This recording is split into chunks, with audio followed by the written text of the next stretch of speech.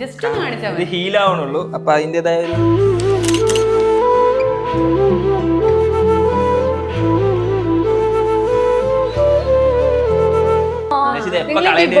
നിങ്ങൾ ബ്രേക്കപ്പ് ആവും എന്നൊക്കെ പറഞ്ഞിട്ടാണ് കമന്റ് ചെയ്യുന്നത്. കുറെ പേർക്ക് അറിയണില്ല ഞങ്ങള് മാരീഡ് ആണെന്ന് അറിയണില്ല. ഞങ്ങളുടെ കല്യാണം കഴിഞ്ഞു കേട്ടോ, മാരീഡ് ആണ്. എന്റെയും കല്യാണം കഴിഞ്ഞു.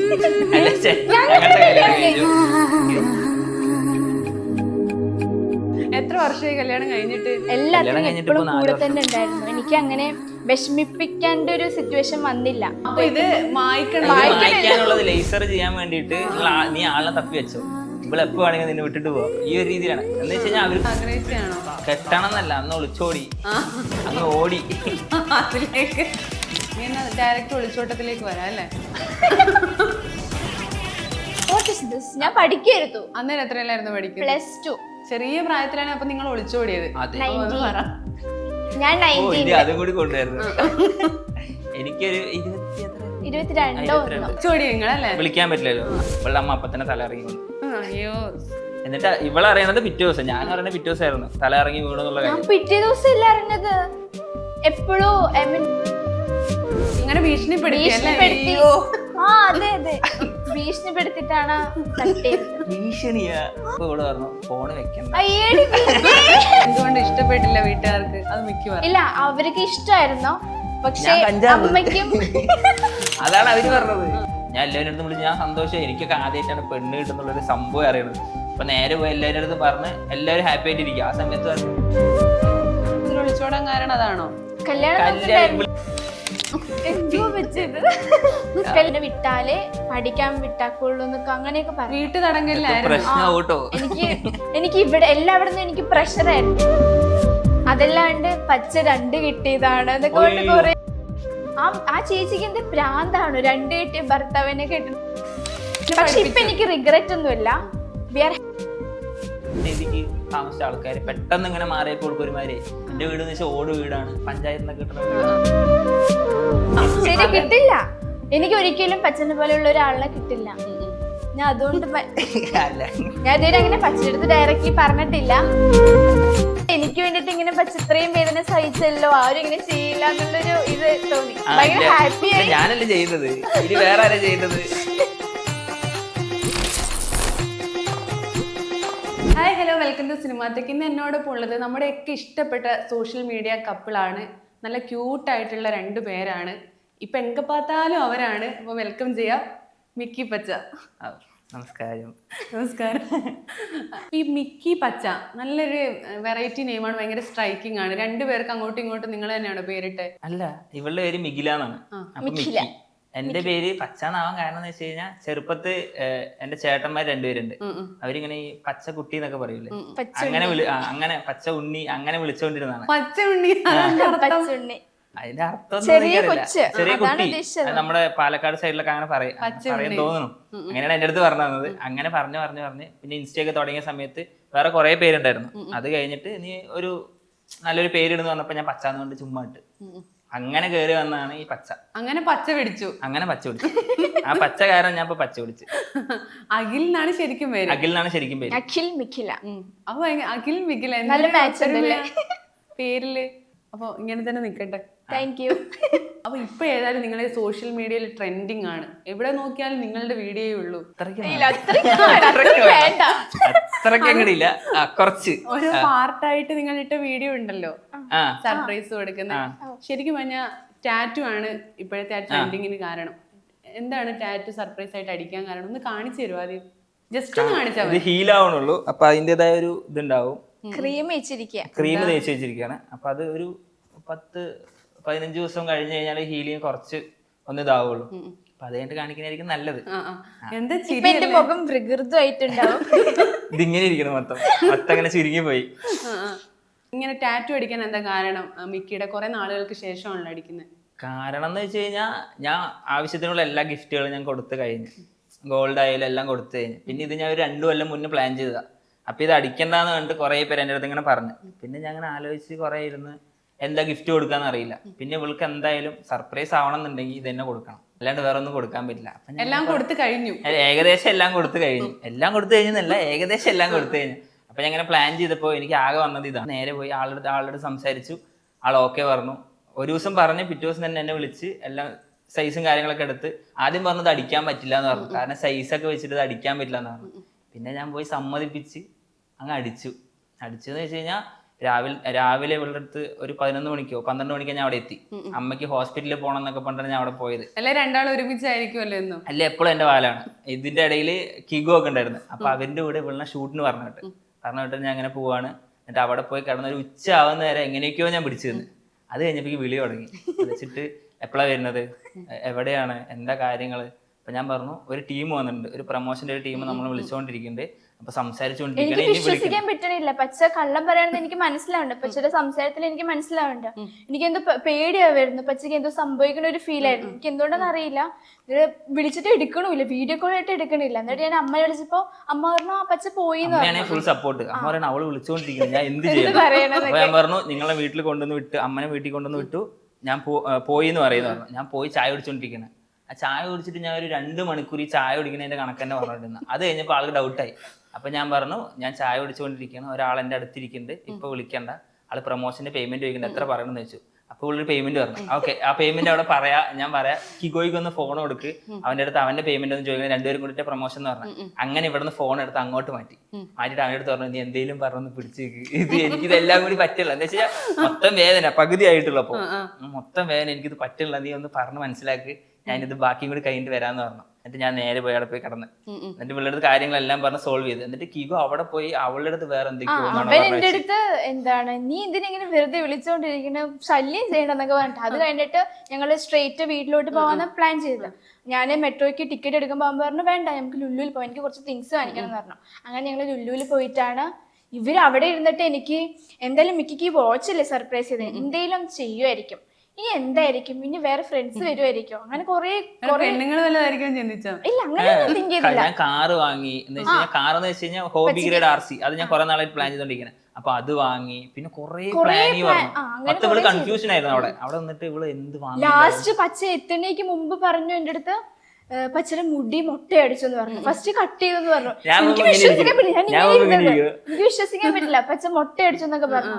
എനിക്ക് എന്തോ എന്റെ നെഞ്ചൊക്കെ ഒരുമാതിരി ഇങ്ങനെ ഇരിക്കുന്നു. അത് കഴിഞ്ഞിട്ട് ലാസ്റ്റ് ഇങ്ങനെ നോക്കിയപ്പോ മുടിയൊക്കെ ഉണ്ടേ. എന്നിട്ട് നേരെ ഞാൻ കിഗോൻ ആദ്യമേ വിളിച്ച് പുറത്ത് കൊണ്ടുവന്നു. എന്നിട്ട് വീഡിയോ എടുക്കുന്നു, നീ വീഡിയോ എടുത്ത് എന്താവും നോക്കട്ടെ എന്നിട്ട് കൂട്ടിട്ട് പോയി അവിടെ പോയി എത്തിയപ്പോഴേക്കും പുള്ളിക്കാരി കരച്ചിൽ തുടങ്ങി. ഞാൻ ആദ്യം പറ്റും കരഞ്ഞോണ്ടേ ഇരിക്കുക, നിർത്തണേ ഇല്ല. കണ്ടിട്ടല്ലേ കരഞ്ഞത്? ഞാൻ കാണിച്ചു കൊടുത്ത് ആദ്യം ഇങ്ങനെ അടുത്തേക്ക് വന്നു. അപ്പൊ എനിക്ക് വേദന, ജാനി പോയ വഴിക്ക് എന്നെ പോയി പിടിച്ച്, അത് നല്ല വേദനയായിരുന്നു. എന്നിട്ട് ഞാൻ അപ്പഴേക്കും അറിഞ്ഞ്. എന്നിട്ട് ഞാൻ കാണിച്ചു കൊടുത്തപ്പോ തുടങ്ങി കരച്ചില്, പിന്നെ നിർത്തണേ ഇല്ല. കരച്ചിലായിരുന്നു ആ വീഡിയോയുടെ ഹൈലൈറ്റ് അല്ലേ? ആ വേദനയില് അതിലാരും കമന്റ് ഇട്ടിട്ടുണ്ട്, കരയുമ്പോഴും അത് ഇന്നലെ ഞങ്ങളുടെ കമന്റ് എടുത്ത് അയച്ചേ. അതില് നെഗറ്റീവ് കമന്റ് ഉണ്ട്, പോസിറ്റീവ് ഉണ്ട്.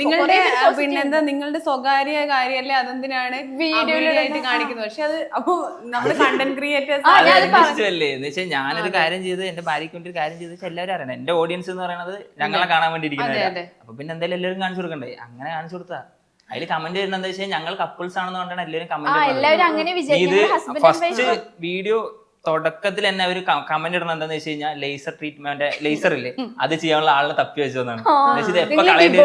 നിങ്ങൾ ബ്രേക്കപ്പ് ആവും എന്നൊക്കെ പറഞ്ഞിട്ടാണ് ബ്രേക്കപ്പ് ആവും എന്നൊക്കെ പറഞ്ഞ കമന്റ് ഇട്ടോ. കൊറേ മിക്ക കമന്റും ബ്രേക്കപ്പ്. അപ്പൊ ഇത് മായ്ക്കാനുള്ളത് ലേസർ ചെയ്യാൻ വേണ്ടിയിട്ട് നീ ആളിനെ തപ്പി വെച്ചോ, ഇവിടെ എപ്പോ വേണമെങ്കിൽ നിന്നെ വിട്ടിട്ട് പോവാം, ഈ ഒരു രീതിയിലാണ്. എന്ന് വെച്ച് കഴിഞ്ഞാൽ അവർക്ക് ലവർ എന്നുള്ളൊരു അറിയണില്ല, ഞങ്ങള് മാരീഡ് ആണെന്ന് അറിയണില്ല.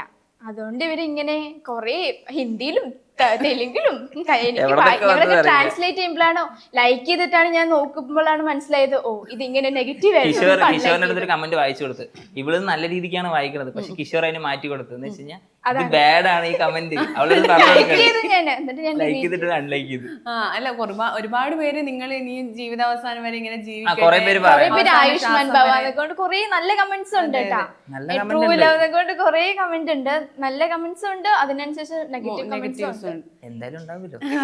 8 മണിക്കൂർ ഇങ്ങനെ ഫുഡ് കഴിക്കണ എല്ലാം കൂടി കുറച്ച് കഴിഞ്ഞാൽ 6-7 മണിക്കൂർ ഇതിൽ തന്നെ ആയിരുന്നു ഫുള്ള്. എന്ന് വെച്ചാൽ ആ ഒരു കിടപ്പ് ആദ്യമൊന്നും വലിയ കുഴപ്പമില്ല, പിന്നെ ആവുമ്പോ ഇങ്ങനെ വേദന കേറി വരും. അയ്യോ എന്ത് വരക്കുമ്പോഴാണ് ഏറ്റവും കൂടുതൽ വേദനിച്ചേ? വരയ്ക്കുമ്പല്ലേ ഈ സൈഡിലില്ലേ, ഈ സൈഡിൽ ആളിങ്ങനെ തുടയ്ക്കൂലോ, തുടച്ച് ഒരു സമയം കഴിയുമ്പോ മൊത്തം ചുവന്ന് മൊത്തത്തിൽ നല്ല വേദനയാവും. അതേപ്പോ ഞാൻ ആളെടുത്ത് പറഞ്ഞു എനിക്ക് വേദന സഹിക്കാൻ പറ്റില്ല എന്ന് പറഞ്ഞു. മിക്കി കൂടിയുണ്ടെങ്കിൽ ചിലപ്പോ അത്ര വേദന ഉണ്ടാവില്ല അല്ലേ? അയ്യോ കുറച്ചും കൂടി കൂടിയത് എന്നാ പിന്നെ അടിച്ചറിയാ പിടിച്ചിട്ട്. എന്നിട്ട് ഇവള് 2-3 ദിവസം ഇപ്പൊ ഹീലായി തുടങ്ങിയല്ലോ, ഹീലാവണ ആ സമയത്തൊക്കെ നല്ല വേദനയാ. ഇവള് വന്നിട്ട് അതിൽ വന്ന് തല്ലുക, ഫോണിന്റെ മറ്റേ തുടക്കുക, ഫോൺ ഇങ്ങനെ ഷർട്ടിലൊക്കെ തുടയ്ക്കും. ഞാനത് ഇവിടെ ഉദ്ദേശിച്ചത്, പക്ഷെ അറിയാണ്ട് ഇവിടെ വന്നായി.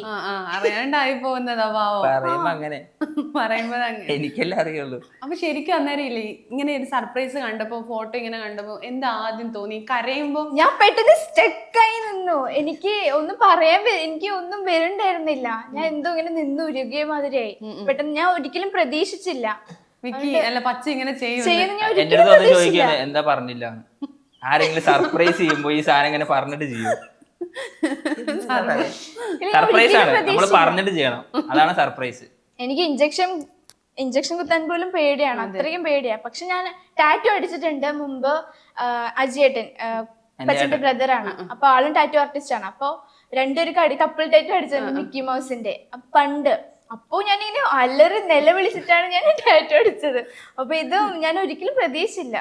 അപ്പൊ ഒരു എന്താ പറയാ ഭയങ്കര ഇഷ്ടമായി. പക്ഷെ എന്തായാലും എനിക്ക് വേണ്ടിട്ട് ഇങ്ങനെ ഇത്രയും വേദന സഹിച്ചല്ലോ, ആരും ഇങ്ങനെ ചെയ്യില്ല എന്നുള്ളൊരു ഇത് തോന്നി. ഭയങ്കര ഹാപ്പിയായി. ഞാനല്ലേ ചെയ്യുന്നത്, ഇനി വേറെ ആരാ ചെയ്യുന്നത്?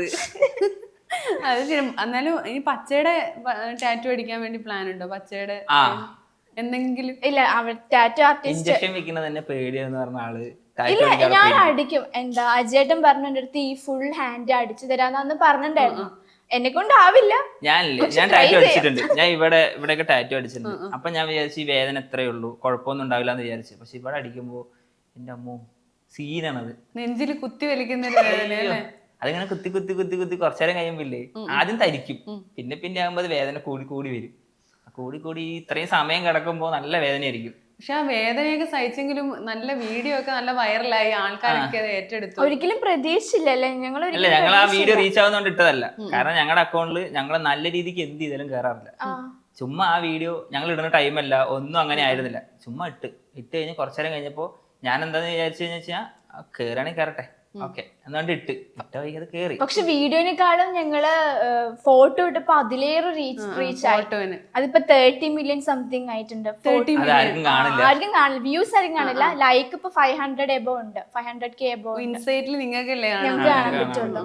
30 million ആയല്ലേ ഫോട്ടോ. അപ്പൊ അതിന് ചെലവുണ്ട് കേട്ടാ, ഇത്രയും മൊത്തത്തില് ചെലവാന്നൊക്കെ. ശരിക്കും വേറെ എന്താണ്? ബർത്ത്ഡേ എപ്പോഴായിരുന്നു? 25th October.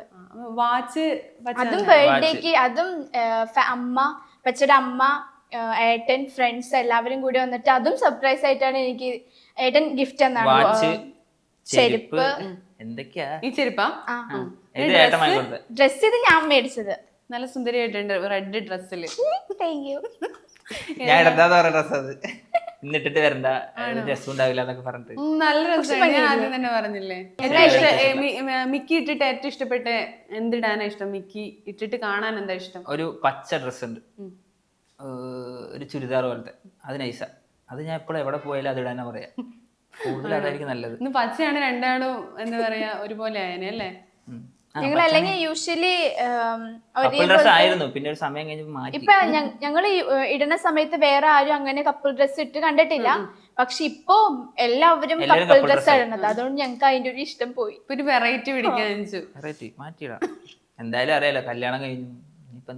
എല്ലാരും കല്യാണം കഴിഞ്ഞിട്ടില്ല എന്ന് വിശ്വസിക്കുന്ന ആൾക്കാർ ഇപ്പോഴും ഉണ്ടല്ലേ? ഞങ്ങളുടെ കല്യാണം കഴിഞ്ഞു കേട്ടോ, മാരീഡ് ആണ്. എന്റെയും കല്യാണം കഴിഞ്ഞു. എത്ര വർഷമായി കല്യാണം കഴിഞ്ഞിട്ട്? കല്യാണം കഴിഞ്ഞിട്ട് ഇപ്പൊ 4 വർഷം. February 14th ഫെബ്രുവരി 14th വാലന്റൈൻസ് ഡേ. വന്ന് തന്നെ കെട്ടണമെന്ന് ആഗ്രഹിച്ചാണോ?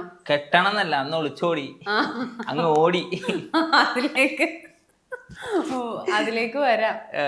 നീ എന്നാ ഡയറക്റ്റ് ഒളിച്ചോട്ടത്തിലേക്ക് വരാം അല്ലേ? Oh my God.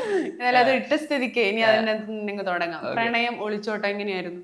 പ്രണയം എങ്ങനെയാന്ന് വെച്ച് കഴിഞ്ഞാൽ ഞാൻ ഡാൻസ് ക്ലാസ്സിൽ പോയിട്ടാണ് ആദ്യം ഉള്ള കാണുന്നത്. ഏത് വർഷം? അയ്യോ ഇങ്ങനെയൊക്കെ ചോദിക്കുമോ? 2019. I know. ഓക്കെ. കണ്ടാ അത്രയും ഓർത്ത് വെക്കുന്നുണ്ട് മിക്കി. അവൾക്ക് അതിന് സമയമുണ്ട്, വീട്ടിൽ വെറുതെ ഇരിക്കാണ് ആ സമയത്ത്. ഞാൻ പണിക്ക് പോവാണ്. ഞാൻ പഠിക്കായിരുന്നു. What is this? ഞാൻ പഠിക്കായിരുന്നു. അന്നേരം എത്രയിലായിരുന്നു പഠിക്കുന്നത്? +2. +2. അന്നേരം ഇല്ല, ഞാൻ വർക്ക് ചെയ്തോണ്ടിരിക്കുന്ന ആ സമയത്ത്. രണ്ടാൾക്ക് ഇപ്പൊ എത്ര വയസ്സായി? 24 ആയിപ്പോ. ഐ മീൻ ഇപ്പൊ വന്നത് പച്ചക്ക് 26. 26. ചെറിയ പ്രായത്തിലാണ് അപ്പൊ നിങ്ങൾ ഒളിച്ചോടിയത്. അതെ. ഞാൻ ഓ 19. ഇനി അതും കൂടി കൊണ്ടുവരുന്നു. എനിക്കൊരു 21 തോന്നുന്നു. കൊറോണ ടൈം ആയിരുന്നു. അതുകൊണ്ട് വലിയ ചെലവും കാര്യങ്ങളൊന്നും ഉണ്ടായിരുന്നില്ല. ഫാമിലീസ് മാത്രമേ ഉണ്ടായിരുന്നുള്ളൂ. എന്റെ ഫാമിലി മാത്രമേ ഉണ്ടായിരുന്നുള്ളൂ. ഇവളുടെ ഫാമിലി ഇല്ലല്ലോ, ഒളിച്ചോടി നിങ്ങളല്ലേ? വിളിക്കാൻ പറ്റില്ലല്ലോ. അപ്പൊ ഇവളെ കൊണ്ടുവന്നു. നമ്മളിപ്പോ എവിടെയായിരുന്നു പറഞ്ഞത്? ഇവളെ കൊണ്ടുവന്നു. അതുകൊണ്ടാണോ പറയേണ്ടത്? ഇവളുടെ വീട്ടിൽ നിന്ന് കൊണ്ടുവന്നു. അതിന് മുന്നേ ഞങ്ങൾ എല്ലാം പ്ലാൻ ചെയ്ത് വെച്ചു. ഒരു മാസം മുന്നേ ഞങ്ങൾ എല്ലാം പ്ലാൻ ചെയ്ത് ഇവളുടെ വീട്ടിൽ നിന്ന് ഇവളുടെ പ്രൂഫ് കാര്യങ്ങൾ, ഡ്രസ്സ്, ഇതെല്ലാം ഞാൻ എന്റെ വീട്ടിൽ കൊണ്ടുവന്ന് വെച്ച്. എന്നിട്ട് ഇവളെ ഡ്രസ്സ്, എന്റെ ഡ്രസ്സ്, മാല എല്ലാം ബുക്ക് ചെയ്തു. അപ്പോഴൊക്കെ ഇവളെ എന്റെ കൂടെ ഉണ്ട്. ലവ് ആയിരുന്നു ആ സമയത്ത്. ഞങ്ങൾ അധികം ആർക്കും അറിയില്ലല്ലോ. അപ്പൊ ഇങ്ങനെയല്ലല്ലോ എന്ന് വെച്ചാൽ ടൗണിൽ പോയി ആർക്കും അറിയില്ല. ഞാനും അമ്മ ഇവള് എല്ലാവരും കൂടി പോയി ഡ്രസ്സും കാര്യങ്ങളൊക്കെ എടുത്ത് ഇവൾക്കും എനിക്കും ഡ്രസ്സൊക്കെ എടുത്ത് പിന്നെ ഒരു ദിവസം വിളിച്ചോണ്ട് വന്ന് നേരെ പോയി കല്യാണം കഴിഞ്ഞ് വീട്ടിൽ കൊണ്ടുവന്നു. വീട്ടിൽ കൊണ്ടുവന്നപ്പോഴാണ് ഒരു 3 മണി സമയപ്പോഴാണ് ഇവളുടെ വീട്ടിൽ വിളിച്ചു പറയുന്നത്, മോള് ഇവിടെ സേഫാണ്. ഞാനല്ല വിളിച്ചത്, എന്റെ മേമയാണ് വിളിച്ചത്. മോള് ഇവിടെ സേഫാണ്, നിങ്ങൾ പേടിക്കൊന്നും വേണ്ടെന്ന് പറഞ്ഞു. ഇവളുടെ അമ്മ അപ്പൊ തന്നെ തല ഇറങ്ങി വീണു. എന്നിട്ട് ഇവളറിയണത് പിറ്റേ ദിവസം, ഞാൻ പറയുന്നത് പിറ്റേ ദിവസമായിരുന്നു തല ഇറങ്ങി വീണെന്നുള്ള കാര്യം. പിറ്റേ ദിവസം ഇല്ല അറിഞ്ഞത്, എപ്പോഴും ഐ മീൻ 1 ഇയർ ഒക്കെ കഴിഞ്ഞിട്ട് ഞാൻ അറിഞ്ഞത് തല ഇറങ്ങി വീണത്. എന്ന് വെച്ച് കഴിഞ്ഞാൽ അത് പറയാണ്ടിരുന്നത് എന്താന്ന് വെച്ച് കഴിഞ്ഞാൽ ഇവളിനി ടെൻഷനായി, ഞാൻ അതിന്റെ പ്രശ്നം ആവണ്ടെന്ന് പറഞ്ഞിട്ട് അങ്ങനെ പറഞ്ഞില്ല. പിന്നെ 1 വർഷമൊക്കെ കഴിഞ്ഞപ്പോഴേക്കും വന്ന് വിളിച്ചു. നിങ്ങൾ പ്രണയം ആർക്കും അറിയില്ല എന്ന് പറഞ്ഞല്ലോ. അല്ല, ആർക്കും വേറെ ആർക്കും അറിയില്ലായിരുന്നു നാട്ടിലൊന്നും അധികം. അല്ല, എന്ന് വെച്ച് കഴിഞ്ഞാൽ നാട്ടിലാർക്കും അറിയില്ല, എന്നെ അറിയുന്നവർക്ക് മാത്രം. നിങ്ങളുടെ വീട് രണ്ടുപേരുടെ എവിടെയാണ്? അപ്പൊ എങ്ങനെയാണ് കണ്ടത്, പരിചയപ്പെട്ടതൊക്കെ തുടങ്ങിയത് ഡാൻസ് ക്ലാസ്സിൽ വെച്ചിട്ടാണ്. ആ സമയത്ത് ഞാൻ നല്ല ഐ മീൻ നല്ല ചൂടാവുന്ന ടൈപ്പാ. നല്ല എന്താ പറയാ, ഇവര് എപ്പോഴും എന്നെ എല്ലാവരും ജാടാന്ന് പറയാറ്. ജാടക്കാരി എന്ന് പറയാറ്. പാലക്കാട് സൈഡാണ് നമ്മുടെ വീട്. പാലക്കാട് എവിടെയായിട്ട് വരും? വടക്കഞ്ചേരി എന്ന് പറയുന്ന സ്ഥലം. വടക്കാഞ്ചേരി അല്ല, തൃശ്ശൂരല്ല. അവിടെ നിന്ന് കുറച്ച് പോയി വടക്കഞ്ചേരി എന്ന് പറയും. അവിടെ നിന്ന് കുറച്ച് ഉള്ളിലേക്ക് വേണം. രണ്ടുപേരും വീട് ഏകദേശം ഒരു 15-20 മിനിറ്റ്സ് ഉള്ളൂ. അത്രേ ഉള്ളൂ. ഞാൻ എങ്ങോട്ട് പോകണമെന്നുണ്ടെങ്കിൽ ഇവളുടെ വീടിന്റെ ഫ്രണ്ടിൽ കൂടെ തന്നെ പോകണം. അപ്പോഴൊന്നും എനിക്ക് ഇവളെ അറിയില്ല. ഞാൻ ഡാൻസ് ക്ലാസ്സിലാണ് ഫസ്റ്റ് ഇവളെ കാണുന്നത്. അങ്ങനെ പരിചയപ്പെട്ട് പിന്നെ കുറച്ചാൾ അടിയും കാര്യങ്ങളൊക്കെ ഉണ്ടായിരുന്നു. ഞങ്ങള് ചേരുകയില്ല, അങ്ങനത്തെ ആൾക്കാരാ. ഞങ്ങൾ ഒട്ടും ചേരില്ല രണ്ടുപേരും. ഫ്രണ്ട്സ് ആയിരുന്നു ആദ്യം? ഫ്രണ്ട്സ് അല്ല, ഞങ്ങൾ രണ്ടുപേരും ചേരില്ല. എന്ന് വെച്ചാൽ ഡാൻസ് ക്ലാസ്സിൽ എന്തായാലും കോമ്പറ്റീഷൻ ഉണ്ടാവുമല്ലോ. ഞാൻ വേറെ ടീമിലായിരുന്നു, ഇവള് വേറെ ടീമിലായിരുന്നു. ഞങ്ങൾക്ക് ഒരു ടാസ്ക് ഒക്കെ തരും. കൊറിയോഗ്രാഫി നമ്മൾ സ്വന്തമായി ചെയ്തിട്ട് ഡാൻസ് കളിക്കണം. അങ്ങനത്തെ ആയിരുന്നു ഞങ്ങളുടെ. അല്ല, വെസ്റ്റേൺ. അപ്പോൾ എനിക്കൊരു ടീം, ഇവൾക്കൊരു ടീമായിരുന്നു. ഞങ്ങൾ രണ്ടുപേരും എതിരായിരുന്നു. അത് കഴിഞ്ഞ് കുറെ നാൾ കഴിഞ്ഞ് ഞങ്ങൾ കളിച്ച് എനിക്ക് ചെറിയ പിള്ളേരായിരുന്നു. അത് കഴിഞ്ഞ് ഞാൻ നേരെ ഇവളുടെ ടീമിലേക്ക് പോയി. അങ്ങനെയാണ് ഏകദേശം കുറച്ചൊക്കെ പരിചയമായി, കമ്പനിയായി വരുന്നത്. അത് കഴിഞ്ഞ് വീട്ടിൽ പോയി ഒരു ദിവസം മെസ്സേജ് ഒക്കെ അയച്ച്, അത് പറയേണ്ടതാണ് എന്നോട് പറഞ്ഞത്. മെസ്സേജ് അയച്ചു എന്ന് വെച്ച് കഴിഞ്ഞാൽ ഞാൻ തന്നെയാണ് അങ്ങോട്ട് പ്രപ്പോസ് ചെയ്തത്. മെസ്സേജ് അയച്ചു ഒരു ദിവസം, ഒരു 9 മണി 10 മണിയൊക്കെ മെസ്സേജ് അയച്ചു. ടൈം ഒന്നും പറയല്ലോ. ടൈം പറഞ്ഞ സീന. മെസ്സേജ് അയച്ചു. അത് കഴിഞ്ഞ് കോൾ ചെയ്തു. ഞാൻ അങ്ങോട്ട് കോൾ ചെയ്തു. അപ്പൊ അറിയാണ്ട് വന്നുള്ള രീതിക്കാണ് കോൾ ചെയ്തത്. കോൾ ചെയ്ത് പിന്നെ സംസാരിച്ചു തുടങ്ങി. ഇങ്ങനെ സംസാരിച്ച് സമയം വേണ്ട, സംസാരിച്ച് ഏകദേശം ഞാൻ പ്രപ്പോസ് ചെയ്തു. ഞാൻ പറഞ്ഞു എനിക്ക് ഇഷ്ടമാണ്. അപ്പൊ പറയുന്നത് പറ്റില്ല, ഇഷ്ടമല്ല എന്നുള്ള രീതിക്ക്. ആൾക്ക് ഇഷ്ടമാണ് പക്ഷെ പറയില്ല. അപ്പൊ ഞാൻ എന്ത് ചെയ്തു, ഞാൻ കൊറേ ഇങ്ങനെ പിടിച്ച് പറഞ്ഞ് ഓക്കെ ആയി. അന്ന് തൊട്ട് പിന്നെ വിളിച്ച അന്ന് തന്നെ ഓക്കെ ആയോ? അല്ല, അതിന് മുന്നേ ഞങ്ങൾ കമ്പനിയാണ്. ഐ മീൻ കട്ടി പറഞ്ഞാലേ കട്ടിയുള്ളൂന്നുള്ള രീതിയിൽ പറഞ്ഞ് അങ്ങനെ കട്ടി, ഭീഷണിപ്പെടുത്തി. അതെ ഭീഷണിപ്പെടുത്തിട്ടാണ് കട്ടിയത്. ഭീഷണിയാ? അല്ല, എന്താ വെച്ചാൽ പറഞ്ഞാൽ മാത്രമേ ഫോണ് വെക്കുള്ളൂ. ഞാൻ ഫോണ് വെക്കാന്ന് പറഞ്ഞേ. അപ്പൊ ഇവള് പറഞ്ഞു ഫോണ് വെക്കണ്ട. ശരി, ഓക്കെ. അല്ല, നിങ്ങൾ സത്യസന്ധമായിട്ട് പറ. അങ്ങനെയാണ് ഓക്കെ ആയത്. അതിന് മുന്നേ ഞങ്ങൾ കമ്പനി ഉണ്ട് ഓൾറെഡി ഡാൻസ് ക്ലാസ്സിൽ വെച്ചിട്ട്. പിന്നെ കുറച്ച് നാൾ ഇങ്ങനെ ഐ മീൻ ഇഷ്ടത്തിലായിരുന്നല്ലോ. അത് കഴിഞ്ഞിട്ടാണ് മനസ്സിലാക്കിയത് എന്റെ സ്വന്തം ബ്രദർ പച്ചടക്ക ഫ്രണ്ട്. അതാണ് ഇതില് ട്വിസ്റ്റ്. ഇതില് മെയിൻ ട്വിസ്റ്റ് എന്താന്ന് വെച്ച് കഴിഞ്ഞാൽ, ഫസ്റ്റത്തെ ആളിനെ പറയണ്ട. ഇവളുടെ ഏട്ടൻ, ഞാന്, ഇവളുടെ ഏടത്തിയമ്മ എന്ന് വെച്ച് കഴിഞ്ഞാൽ ഞങ്ങള് 3 പേരും ഒരേ ക്ലാസ്സിൽ പഠിച്ചതാ. ഏട്ടന്റെ ഭാര്യയും എല്ലാവരും ഞങ്ങളെല്ലാവരും ഒരേ ക്ലാസ്സിൽ പഠിച്ചതാ. ഓ ഞങ്ങൾ 2-3 കൊല്ലം ഒരേ ക്ലാസ്സിൽ തന്നെയായിരുന്നു. 2-3 കൊല്ലം തോന്നുന്നു, ഇനിയിപ്പോ അത് തെറ്റി പറയില്ല. നിങ്ങൾ നല്ല സുഹൃത്തുക്കളായിരുന്നു. നല്ലതെന്ന് പറയാൻ പറ്റില്ല, അറിയാം. പക്ഷെ എനിക്ക് അപ്പോഴും അറിയില്ല ഇവള് അനിയത്തിയാണെന്ന് എനിക്ക് അറിയില്ല. ഞാൻ ചെറുപ്പത്തിൽ എന്തോ കണ്ടിട്ടുള്ളൂ.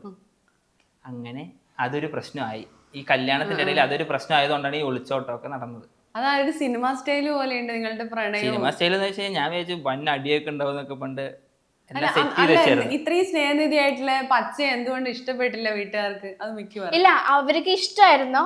പക്ഷെ അമ്മയ്ക്കും അതാണ് അവര് പറഞ്ഞത്. അമ്മയ്ക്കും അച്ഛനൊക്കെ ഇഷ്ടമായിരുന്നു. കാരണം എന്റെ ബ്രദറിനെ പോലെ തന്നെയാണ് പച്ചനെ കാണാനും, അതുകൊണ്ട് ഇഷ്ടപ്പെട്ടു. അമ്മയ്ക്കൊക്കെ ഇഷ്ടപ്പെട്ടു. പക്ഷെ അമ്മ ആലോചിക്കുന്നത് എന്താ, ബാക്കിയുള്ളവരുടെ ഐ മീൻ നമ്മുടെ ഫാമിലീസിന്റെ എല്ലാവരുടെയും സ്റ്റേറ്റസ്, എല്ലാവരും എങ്ങനെ കുറച്ച് റിച്ച് ആയിരിക്കണം അങ്ങനെയുള്ള ഒരു മെന്റാലിറ്റിയിൽ കെട്ടിച്ചെടുക്കാനല്ല എല്ലാവർക്കും താല്പര്യം ഉണ്ടാവില്ല. അത് മാത്രല്ല അമ്മ എന്ന് പറഞ്ഞാൽ 5 മക്കളാ.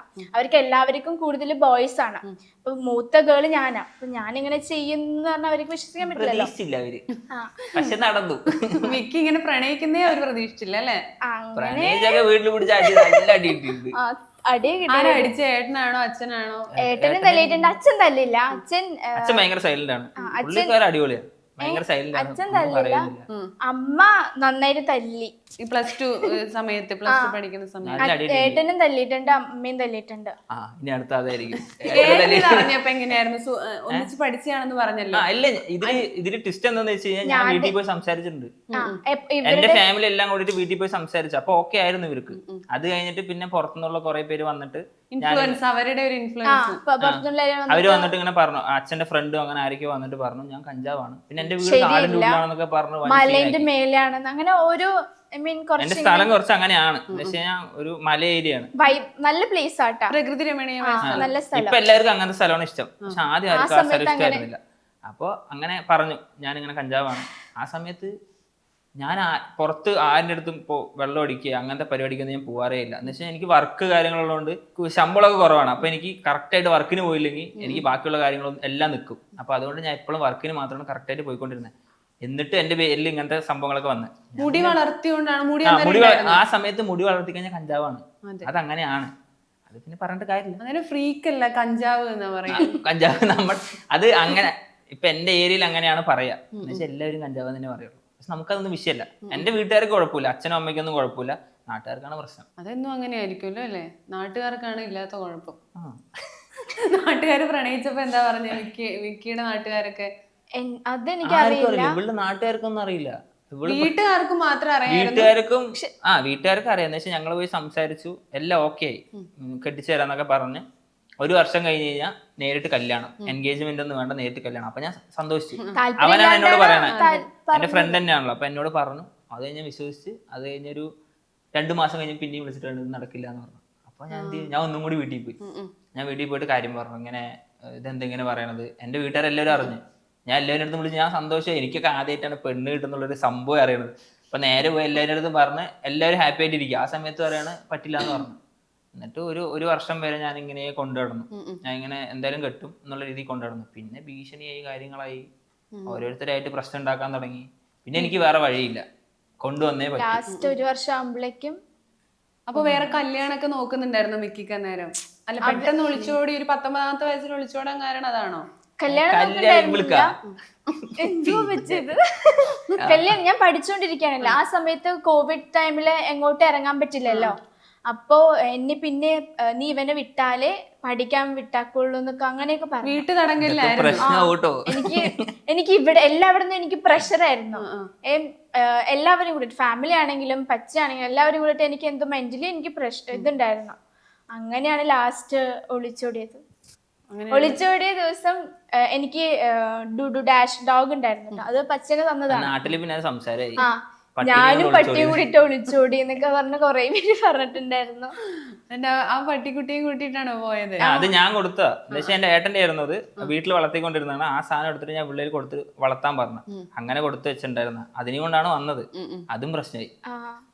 എന്തൊക്കെ ആ സമയത്ത് എന്തൊക്കെ പാരന്റ്സിനല്ല പ്രശ്നം, നാട്ടുകാർക്ക് വേറെ ആയിരിക്കും. എനിക്ക് അറിയില്ല കറക്റ്റ് ആരാണെന്ന്.